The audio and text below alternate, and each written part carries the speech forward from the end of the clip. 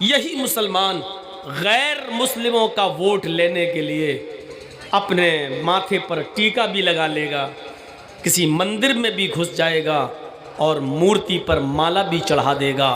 सुबह इसने नमाज पढ़ी होगी लेकिन शाम होने से पहले पहले टीका लगा लिया होगा, मंदिर पे जाके किसी मूर्ति पर माला भी चढ़ा ली होगी।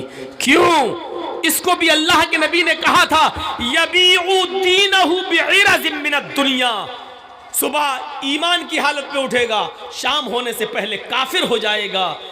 दुनिया के चंद सिक्कों में वो अपना ईमान बेच देगा, दुनिया के चंद टुकड़ों में वो अपना ईमान बेच देगा, अपने इस्लाम का सौदा कर लेगा, अपने कुरान का सौदा कर लेगा, अपने मजहब का सौदा कर लेगा। यबीउ दीनहु बिइरज़िम मिनद दुनिया, दुनिया के चंद टुकड़ों में वो अपना मजहब, अपना दीन, अपना इस्लाम का सौदा कर ले। बहुत आसान है ये कहना। हम जिस मुल्क में रहते हैं हम सबको भाई भाई बनकर रहना है। हमने कब मना किया है कि भाई भाई बनकर न रहो? लेकिन वो भाईचारगी की हद ये हो जाए कि हम गैर मुस्लिमों को उनके त्योहारों पर मुबारकबाद तक देने लगे। अल्लाह के नबी से यही तो कहा गया था कि अल्लाह के रसूल 6 महीने आप हमारे मजहब में आ जाइए और 6 महीने हम आपके धर्म में आ जाते हैं, आपके मजहब में आ जाते हैं। अल्लाह के रसूल ने साफ कहा, कुल या अय्युहल काफिरून, आए काफिरों सुनो, ला अअबुदु मा तअबुदून, मैं उन बुतों की पूजा नहीं करता जिनकी तुम करते हो और तुम भी नहीं करते जिसकी मैं करता हूं। मैं उस माबूद की इबादत करने वाला नहीं जिसकी तुम कर रहे हो और तुम भी उसकी करने वाले नहीं जिसकी मैं कर रहा हूं। जाती तौर पर समझौता हम कर लेंगे। तुम मुझसे मेरा नाम काटने के लिए सुलह हुदैबिया के मौके पर कहोगे मैं अपना नाम काट दूंगा, तुम इस मर्तबा कहोगे हम हज या उम्रा नहीं करने देंगे, हम वापस चले जाएंगे, हम लड़ेंगे नहीं। ये समझौता हम तुमसे कर सकते हैं। लेकिन दीन के मामले में अगर तुम समझौता करोगे कि 6 महीने हम तुम्हारे अल्लाह को मान लें और 6 महीने तुम हमारे माबूद को मान लो, तो सुन लो हमारा जवाब यह है कि लकुम दीनुकुम वलिय दीन, तुम्हारे लिए तुम्हारा दीन है और हमारे लिए हमारा दीन है, तुम्हारे लिए तुम्हारा तरीका है और हमारे लिए हमारा तरीका है।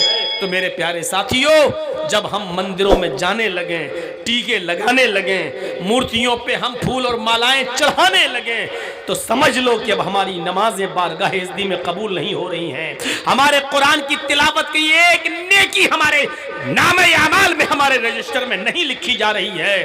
झूठ बोलते हो तुम, धोखेबाज हो तुम, मुसलमानों को धोखा दे रहे हो तुम, हमारी टीम में घुसे हुए वो जहरीले सांप हो जो हम ही को डस रहे हो।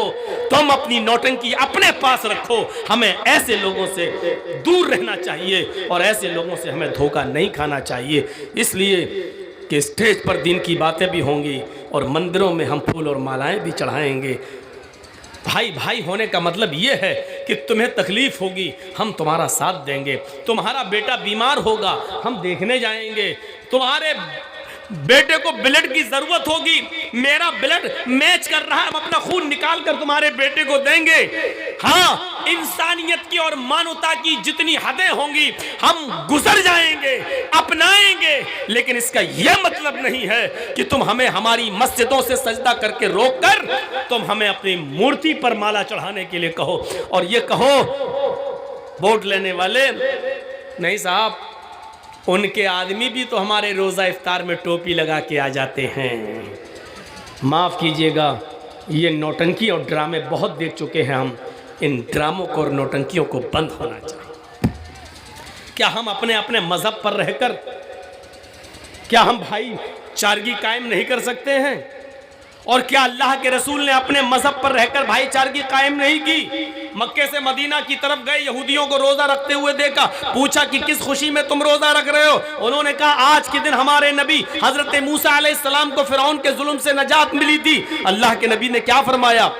तो हम तुमसे ज्यादा हकदार हैं क्योंकि मूसा हमारे भाई थे, वो भी अल्लाह के नबी थे, मैं भी अल्लाह का नबी हूं, मैं भी रोजा रखूंगा।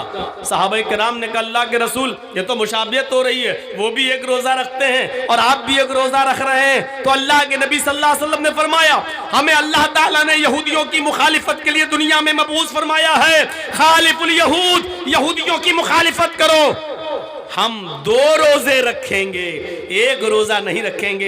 एक रोजा रखेंगे तो उनकी मुशाबियत होगी, हम 2 रोजे रखेंगे। और फिर आपने फरमाया आइंदा साल अगर मैं जिंदा रहा तो 9 और 10 का रोजा रखूंगा।